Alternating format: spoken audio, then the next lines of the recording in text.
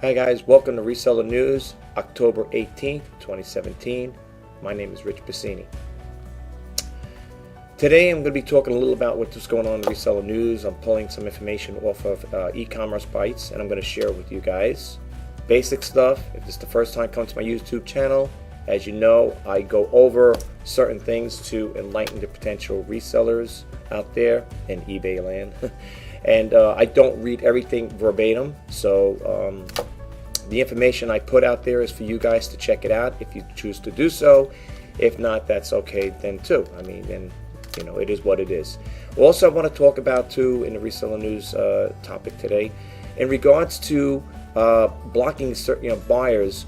You know, eBay has these certain guidelines set up within that profile. And by doing that there, I believe it could hurt your sales at some point. But I'm going to talk about that a little later in the segment here. But in the meantime, let's not, without further ado, let's talk a little about what's going on here. eBay exec Brian Burke answers sellers' questions. He talks a little about over here. It says the eBay seller evangelist Brian Burke went to eBay discussion boards this afternoon, answered questions from sellers. He's well known as a long-time seller, having joined eBay in 1999. It's funny, I joined eBay in 1999 too. So, but not that it means anything, but you know, it's just coincidental, I guess. Anyway, in here he talks about a little things about what's going on about the promoted listings and stuff like that. So if you want to read up on this one here, you can check it out. Again, this is off of e-commerce bites, and you can go to that website by e-commerce bites. I believe it's .com. I have a lot of windows here, and plus I shrunk the windows so you don't get all the whole website line, but I believe it's e-commercebites.com. Okay, moving right along. Trying to do this fast, guys, because I want to get into the eBay stuff too as well. Here's another one. eBay adds major features to auctions in error. They were talking about making an offer. I remember hearing this on eBay radio. It says a week after sellers erupted upon learning eBay had added the make an offer feature to their their auction listings. eBay made an official announcement about it today. I remember hearing about this here on eBay radio. It's really a big thing. I don't make a big thing over it. Best offer, make offer. What's the big deal? I mean, they're making an offer, right? So to me, that's pretty irrelevant to me. I don't know. Maybe some sellers don't like it. Maybe they're a little jaded by it. But that's what was going on over here. The feature is also called Best Offer. Had previously been available only on a fixed price. I usually all my listings are fixed price, and they're usually good to cancel. And it says over here available for only fixed price listings and classified ad formats. Sellers had the option of offering the feature which allows buyers to make an offer to the seller, who can then choose to accept or decline it, which is pretty good. I will say one thing about some in regards to best offers, or now in this case make offers. You do get sellers sometimes, I should say buyers out there, that make ridiculous offers. I mean, the offers are so low ball, it doesn't even pay to respond to it. 9 out of 10, I do respond to them, but when I get something that, if I'm selling something for $10 and they want to offer me $3 or $4 or $5, I just decline it. I don't even bother countering, because what they're going to say, give me $1. One time that happened to me, I was working on a best offer, and I asked for $1 more, mind you, and the item was cheap as it was. I think it might have been a $10 item. And I think they offered, I think, what, $6 or whatever change, and I said, can you make it $7 and change, whatever. I think it was like I was asking for like $1.50 more, just to kind of like even it out a little, this way I can make a little extra on it. Boop, declined it. The buyer declined it, so it's okay, no big deal. But sometimes I get offers like that, and they're so low ball, I don't even bother responding. I don't even counter. Some people may say, by not countering, you could be losing your sale. No, if you're coming in that low, you don't want to counter, as far as I'm concerned. Period. But it is what it is. Hey, it's the world of reselling. Moving right along. It says over here, eBay will no longer have be hands-off as executives, whatever. I didn't get a chance to read the whole thing. It says in the public relations misfire, eBay gave a reporter access to some of its top executives. But the story came out today. Nobody thinks about eBay. Even with 171 million users, the online giant shop is grasping for relevancy, and then it goes on and on. It is what it is. I don't know. It says over here, eBay Laura Chambers, Vice President of Consumer Selling, told the reporter that eBay can no longer keep its hands-off attitude as competition heats up. And believe me, competition is heating up, and it's been heating up because I'll be honest with you, today is what, Wednesday? One whopping little sale. That's it. I don't know how you guys are doing out there in eBay land, but let me tell you, it's bland. I mean, it's flat. And I just got a nice big whopping eBay bill to pay. So, you know, like that old saying goes, you know, eBay's got their hands in your pocket every month. They make sure they get that money. But when it comes to selling, you know, it's not their fault. You know, that's competition for you. It's very fierce out there, and it's something we got to deal with. You know, either, you know, put up with it, ship up or ship out, so to speak. You know, you don't like it, move on to another selling platform or get out of the business altogether. So that's it. Let's take it to the next one here. This one here is eBay doing dynamic pricing. It says, "Dear Ina, I've seen this happen twice now. A few days ago, I found an item for $400. I signed out and signed back in with another ID. The one I buy with. When I went back to the item, the item immediately. Went back to the item immediately to buy it. It was back at $450. You know, I'll be honest with you, folks. It's funny that this came up like this. I didn't get a chance to read the whole article. Like I said, I can't read all these articles verbatim. Not to you guys. You know, that's why I throw it out there. You can look it up if you're not familiar with this website, whatever. But it's got really good information. I've had that. I've had where I had something listed cheap, and I wasn't getting anywhere with it. I figured, let me throw it out there. It was kind of like I didn't. You know, people say, well, did you run a sales promotion? Did you say sales, whatever? I didn't do it. I didn't put no, you know, lines of, you know, little signs that said sales going on this week, this month, whatever. And I would list an item for, let's say, $19.99 or whatever, and I would keep it up there for almost a month. And if I didn't see anybody buying with it, I would ante up the price. I've done that in the past. Does it work sometimes? Sometimes people do buy from it. I never got a question from the watchers that were watching it saying, hey, you know, the item was, let's just say $10, and I noticed you upped it to $15. You know, I never had anybody respond to that there. But I will be honest with you. When the items do sit long like that, you know, to recoup some of the money I lost in listing fees from eBay, I try to add it up. People may say, well, that's a little too steep. I'm just throwing it as an example. For the most part, if you do keep an item on there more than 30 days, and you know your monthly eBay fee is coming around, your bill's coming around, I was told you increment it by $1, so just to cover the offset the price there. But that's totally up to you.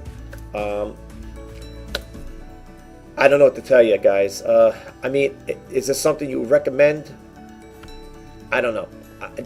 Whatever works for you. All right. Here's another one over here. Same story here. I asked the seller if they had changed it. No, it had changed without their input, so they set it back to $400. Okay. Now, why didn't it change? I find that a little irrelevant because I'll be honest with you. Is eBay really going to go into your listing and say, hey, guy's just selling for $400, let's make it $450. Somebody had to physically go in and change it. I'm sorry, you know, that's the way it goes. This person said, just found another one for $77, right? For $5.77. Same thing, sign off, sign on. Now it's $6.77. What's happening? I heard this is happening on other sites, but eBay. Thanks, smart bidder. Probably do the same thing I'm doing. Maybe they had the item listed too long. Maybe they keep spending money every month in listing fees. I had items on there on eBay, oh God, close to a year. So, you know, I kind of like do the same thing, folks, to be honest with you. I mean, if you're spending $400, $500, $600, you know, for so many months for eBay listings, you know, you want to try to regroup some of that money. So, you know, I can see that happening. And then it goes on a little more. The comments are always funny. I think they have people that are pretty much the same, that keep following up on this website here. You know, if you read the comments, some of them are pretty funny in some cases. But it is what it is. Here's another one over here. eBay changes rules for accidental relisting. Give me an example. Today, I was doing, I have on all my listings, all 348 of them, I have good to cancel. So, doing the good to cancel, I noticed I was doing some updates. I wanted to change some wording around, change the categories. And I remember I listed an item, and I looked over it, it said a 30-cent fee. So, the first time I did it, I wasn't paying attention. I clicked it on, and then I went back again because I had to revamp something in that same listing. Then I noticed the fee. I said, "Uh-oh, I got hit twice," because I wasn't paying attention with that part. I figured they're all good to cancel. All the other ones I updated in some cases had no additional fee. So I called up eBay, and it turned out to be, folks, and I recommend you check it. Check this out, because eBay is not going to pick the phone up and say, hey, Mr. So-and-so, Mrs. So-and-so, we just noticed that on your good to cancel, you have a credit due, or you've been getting charged relisting fees. Double check, call them up. I called them up for that one. I thought I had one thing there, right? But I listed it twice, and they said, yeah, we see that there. Let's do a little more research. Then they asked the question, is this ad, this listing good to cancel? I said all 348 of them are good to cancel. So she goes, let me go back and do some research. It turned out to be that eBay had issued 15 listings that had relisting fees where they shouldn't have been relisted. So now they're going to credit me $9.60. Hey, people say, yeah, $9. It's money back in my account. You know what I'm saying? I'd rather have it in my account than eBay's account. So double check that, folks. If you're doing if you're listing, if you got good to cancel, well, actually with the good to cancels, check if you're doing a relist. If you're relisting it, not relisting it, what do you call it there? Changing it up. You're modifying it. You're adding changes to it. You're making changes to it. Check when you go down to the bottom. Make sure there's no, charge there, because I hit the same listing twice, but they're gonna make good on it. So it turned out to be 15 when I thought it was 1. So check it out, folks. Next thing we got over here is Amazon to open another fulfillment center in UK. Listen, should we be surprised? They're opening up all over. I'm in New York. They already opened up one in a couple towns over. They not bought out the lease and billing. It used to be an old Goya food plant, distribution center over there. It's pretty big. So they're right down the road from us over here, and it's funny because you see those trucks, those guys delivering those Amazon packages every day around the neighborhood. So they're here, and that's where they're working at, that distribution center. So if they're opening up in the UK, it'll probably be Italy, France, whatever. Eventually, this guy's going to go all over the world, if he isn't already, with as far as with fulfillment centers, And it's a good move, by having it there, you can get your products out much quicker to your consumers, which is good, And let alone, just to throw a little thing out there, he is the second richest man in the world under Bill Gates. So I know people say, did you have to throw that out there? But I just thought I'd share it with you guys. Heard on the news this morning. Anyway, going forward, here we have over here, eBay tries consignment again with launch of an eBay Authenticate. From what I understand, this here is for people selling pocketbooks. There's been a case a while back where people have been selling pocketbooks and they weren't authenticated and they turned to be knockoffs. If eBay does come across that there where they feel it's a knockoff and stuff like that, I think they will notify you. But if you don't act on it, I believe they will take the listing down. I'm not 100% sure. I don't sell too many pocketbooks. I sell pretty much non-branded ones. If I do sell, like I said, if I do get into selling the pocketbooks, I guess it's best to use the eBay Authenticate. That's something that they had. I think they had it once before. Again, as you can say, it says eBay tries consignment again. Again with the launch of an eBay Authenticate. So you might want to check into it here. eBay Authenticate is limited to luxury handbags, wallets for only 12 high-end brands. Consumers send their items to authenticators. Items must be valued at $500 or more. So keep that in mind. If you're going to send it to eBay, that's their little criteria as far as what they want you to, send it, get a pricing on it. And they're going to make sure it is authenticated. Nobody wants to buy a knockoff. I wouldn't want to spend $500 on a pocketbook for my daughter and, saying, oh, here's a Gucci pocketbook here. And you find out later on it's a knockoff, So you got to be very careful, folks. So that's a good thing there. Just throw that out there, share it with you guys. Amazon pushes holiday shopping toy list and gift guides. I'm not really sure. It was Amazon. I'm sorry. Yeah, I thought I was going to say eBay. Yeah. eBay, Amazon has a thing where you could do their trending. You see what's trending too. So I'm sure it's no big deal if you went to their website and you typed in their search engine what's hot, what's the hot list or what's trending. You'll get a whole idea like that too. But they're telling you over here they publish in the holiday toys list and gift guide. So you might want to check into that. It's probably most likely on their website. I'm not going to read all of this information here. But again, you can get all this information off of e-commerce bites right over here, folks. Great website. A lot of information. It's really good. I highly recommend if you want to keep up on our eBay and Amazon reselling, this is a good site to check. Going along, here's the e-commerce EKG. I like this here. It's it's a report. You can report an issue with them once you sign up with their site. It says over here, having a daily problem with eBay sales to guests. If they buy multiple items one at a time, eBay will not let me combine the orders, so I'm forced to ship them separately. That's something you got to talk to eBay about. You're going to have these things every now and then happen. I do combine shipments. I had a person buy 3 Juicy Couture jackets there, and they were all priced.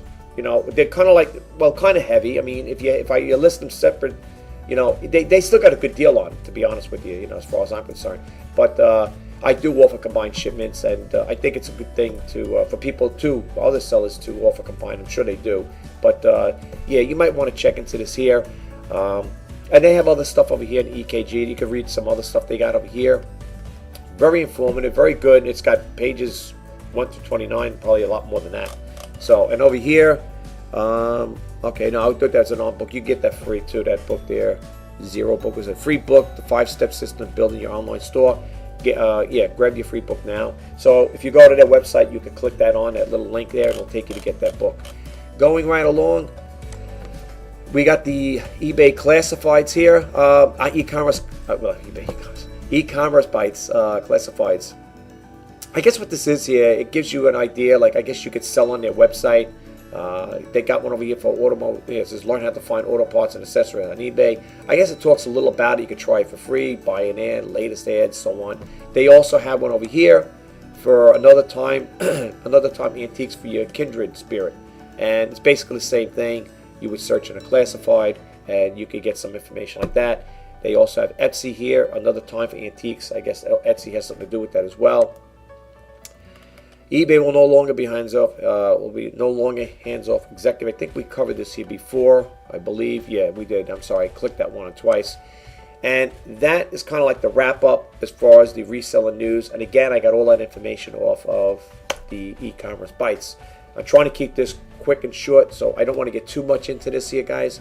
The reason why I'm making this video in regards to about blocking bidders. Sometimes when we make purchases, and it happens sometimes. I mean, I had people apologize. They make a best offer, and what happens is they later on got sidetracked. They did something. They got they were off doing something, whatever. And I would message a buyer, say, you accepted best offer. I send them an invoice and stuff like that. If I don't get a response, I send them it again. I usually send them twice, and then I would follow up with a message. In regards to the the blocking a buyer and stuff like that, I don't think it's a good idea. And the reason why I don't think it's a good idea is because you might get good buyers out there. Let's say you had a person. I'm not saying I block everybody. I don't block anybody. I will send in eBay non-payment requests, to eBay if it takes more than a couple days. But I don't block a person. And I'm going to tell you why. If we go over here to your account settings, okay, you go to your account settings. If you can get to it there, this system is very slow. Okay, what you're going to do is go to your site preferences.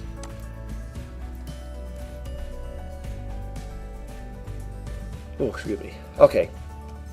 What you're going to do is when you get to your site preferences, you're going to go over here where it says buyer requirements.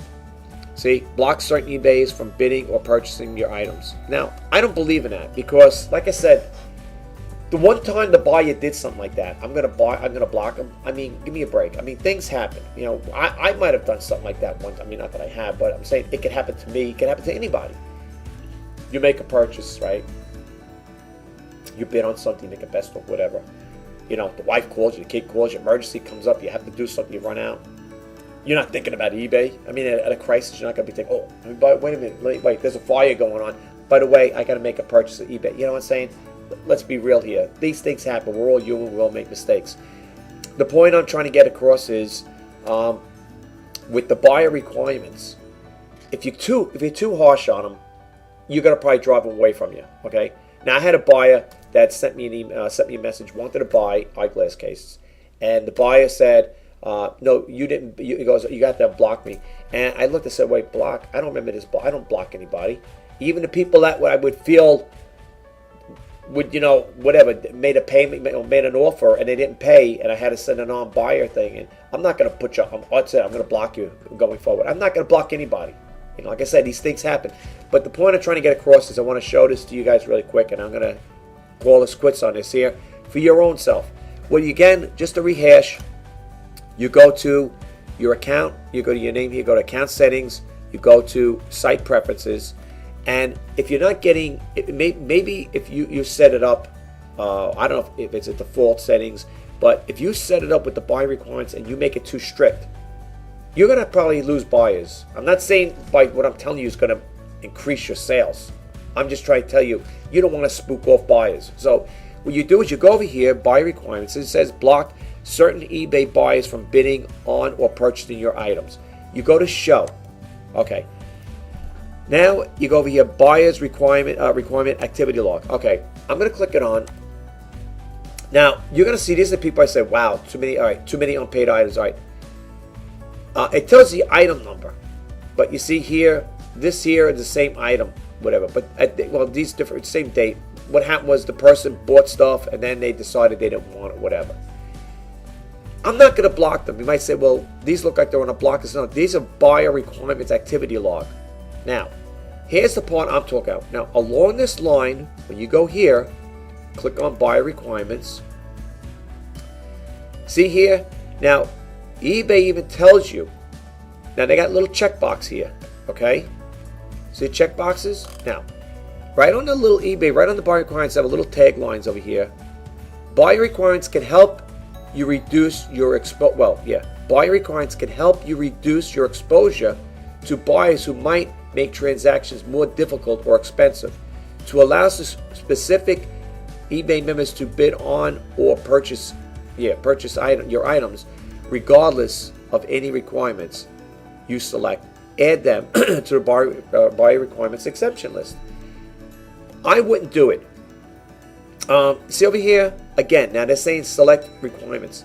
Important, select your buyer requirements carefully. They may reduce your selling success. The requirements you select will be applied to your current and future listings. Except as noted, eBay encourages you to learn more by visiting the buyer requirements help page. Now, again, you look at the information. This is totally your call. It says buyers without a PayPal account. You could click the checkbox here. I'm not going to. Block the buyers who don't use PayPal account. Okay, and then it gives you a little notification. This block only applies to future listings that can be disabled per item on a sell your item form. Excuse me, folks. And then they got the other ones here. Buyers with unpaid strikes, item strikes. Apparently, one of the buyers that wanted to make an offer couldn't make an offer, said, you got to unblock me, you got to block. I looked at my list. I don't have anybody unblocked. And that activity log, that was for unpaid buying stuff. I have nobody. Here's my list. There's no listing here. See? There's nothing here. If I had it, it'd be on the bottom here, I believe. Okay? You can click over here. Don't allow block buyers to contact me. Buyers won't see the contact seller button on your questions and answer page, whatever. No, buyers can still contact you about an existing transaction unless you add them to your block list. I'm not going to block anybody. Nobody should be blocked here. And here it is, your block list. Here is my block list. Look, you don't see anybody in there. Okay? You don't see anybody in there. I'm not going to block anybody, folks. I'm not going to, because a person made an error or all these stringent demands, you could be scaring buyers away by having all those restrictions there or requirements. So you might want to think about that.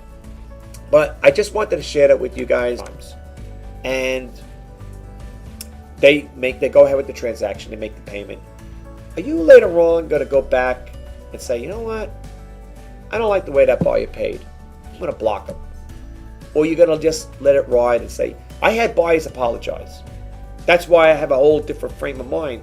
Some people say, oh no, not me. Person doesn't pay, they don't have a PayPal account. I'm blocking them, period. That's totally up to you guys. But me, I don't want to keep it. I don't want to make it so stringent where, you know, these buyer's requirements, you know, you got to go jump through hoops to make a purchase. This guy here, he didn't get back to me. He's not on my block list. I don't have restrictions, so I don't know. Now that's got to be on eBay's end. If he can't make purchases, that's not on my end. That's on his end. So he could talk to eBay and say, I went to a buyer's site. He doesn't have those restrictions. Can you maybe lift them so I can make a purchase? I don't know, but that's totally up to him. I did my due diligence. I checked. I'm not going to block this guy. That's what I said. He goes, you have to unblock me. I didn't block him. You can see my list. I didn't block him. I don't have people blocked on my list. Many people have a lot of people on a block list. I don't. And you can see I don't have none of those buyer requirements checked off. So if you get a chance, check your go to your site preference, go to your account, scroll down to site preference, look for buyer requirements, and click that on. If you feel like your sales ain't getting up to snuff or whatever, it may be because of that. You might have certain things on there, and maybe there's a buyer out there, a good buyer, that probably wants to buy something off you, but maybe because you have these restrictions on there, they can't make that purchase. So really think about it, folks, before and if a buyer does, not get back to you right away, like in nanoseconds, whatever, message them first, maybe resend the invoice 2 times. That's what I usually do. And then in the invoice, at first I'll send it first invoice. And if I don't get a response, I send another one. The third one, I don't usually I don't resend the invoice usually 3 times. Not that I recall. If I did, I don't remember. But for the most part, that's when I get into the messaging. I contact the buyer. And I'll say, hi, dear buyer, whatever. Are you still interested in this item? If not, please let me know because I would like to relist it. And I leave it at that. I don't turn the buyer in. I'm not going to say the only time I had that problem is if it's protracted if I contacted the buyer, I made my due diligence, sent 2 invoices, resent the invoice twice or 3 times, whatever. I messaged the buyer and I got no response. Then I would do a non-buying purchase thing, whatever, to eBay. I notify eBay about non-purchasing bidder or whatever buyer. I would do it like that. That's the only time. And even after I went through those extremes, I would not block that buyer because things happen. I had a buyer get back to me, said, "I'm sorry." One buyer, I was traveling or whatever, or something along that line there, and something happened. I don't know if he got into some kind of problem or whatever, and he messaged me. I said, "That's no problem." I said, as long as I'm grateful that you got back to me. He goes, "I'll make a payment immediately." He made the payment. I sent it out. Some people have excuses. Another lady, another time, a person to get back to me. They were in a hospital. They had a car accident. Things happen. What are you gonna do? You could be over here making a purchase on eBay. You could buy something, go out to the store. Next thing you know, God forbid, you get hit by a car or something. Now you're laid up in the hospital. You're gonna go tell the ambulance driver, "Oh, wait a minute. Can I go home and get my iPad or my laptop? I gotta make a purchase on eBay. I bought something." I mean, come on, you gotta. I don't know. Just try to be a little open-minded when it comes to buyers and stuff like that. I mean, I know sometimes the buyers get a bad rap, and I feel bad for them. I mean, I put myself in their shoes too. These things can happen. You know what I'm saying? If it's a buyer, maybe the person's not feeling well. I mean, there were days I didn't feel like even turning on my computer. But I had no choice because I am a seller, and no matter how I feel, good, bad, or indifferent, buyers are not really interested in saying, "Oh, you got the sniffles today," or "You're not feeling good, you got a virus." They want, if you got on this business, people want to, they expect, to get service. So that's all I'm saying, guys. But anyway, let me let you go. I will talk to you in the next video. If anything helped out here, folks, you want to subscribe to my channel, I'd love to have you as a subscriber. If you get anything out of it, you want to give it a thumbs up, that's great. I'd love to have you, give it a thumbs up, that'd be great. But I'd love to have you guys as a subscriber. I will be doing other videos as time goes on, other reselling videos, but I also want to do some more, I like some more tips on do-it-yourself, maybe some photography things, how I take my pictures will probably be coming up later on. I don't think it's going to happen today, but maybe during the week, if I have time, I'll do that there. Just trying to stay in the game. And whatever information I could share with you guys that I feel that's helpful, I'll be more than happy to do that, guys. I want to try to help you guys out with information. I'm not a professional seller here. I mean, I am even though I made it top rated, but I do try to share information I have, and I like to share the stuff that I feel would be helpful to you. Some people that may look at this reseller channel or whatever, well, this segment here, may say, well, I don't really get anything out of it. It's not really helpful to me, and I don't know, but I like to share the information with you, because sometimes, you don't have to look at the whole thing, but you might pick up something that might be of interest to you. You might throw a little spark and say, hey, you know what? That's pretty good information. I could use that. Like I said again, I have quite a bit of windows open up there, and I am not going to read verbatim all that text. So I kind of like throw it out there. It's just like, well, it's just like the news, When you look at the news, yeah, it's all cryptic and stuff. They tell you, they have pictures there, they talk a little about it, but the guy ain't going to read verbatim the whole story. That's because they want to cover all the topics. Basically, with the reseller news, I cover eBay, Amazon, and maybe whatever other selling platforms may be involved. But I can't read all of that, so I just kind of like throw it out there to you guys. And if you never heard of e-commerce bites, great site, get a lot of information off of them. You can subscribe to their channel. You'll get email alerts when things come up. Every time I put stuff up, I think it's pretty much every day, and chock full of good information. I love this site, and I recommend you guys check it out. Anyway, have a great day. Talk to you guys soon. Bye-bye now. Thanks for stopping by and checking out my video. Take care. Bye.